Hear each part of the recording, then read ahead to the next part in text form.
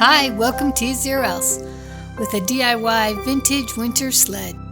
A couple weeks ago I found this old metal toboggan in a dumpster and I just knew I had to rescue it.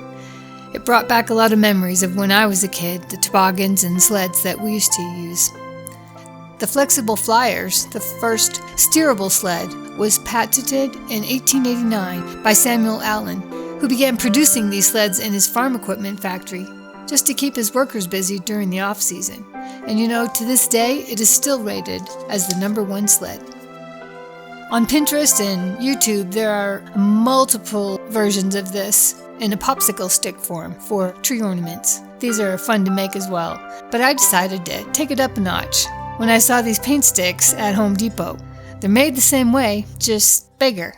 I noticed as I looked closer that there were measurement marks on them. I had planned on painting them, but I didn't want to cover those up. They just looked too cool. Once I got home, I didn't have any stain, but what I did have was some Old English. And that worked just fine. Just be sure to use a thick sock so you don't get any splinters.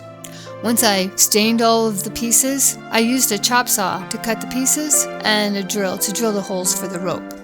Here are the measurements that I ended up with.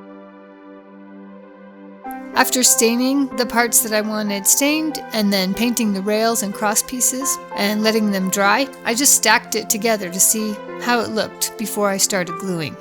I even added some extra thumbtacks I had around just to kind of make it look more legit. Then just heat up the glue gun and start gluing the pieces together.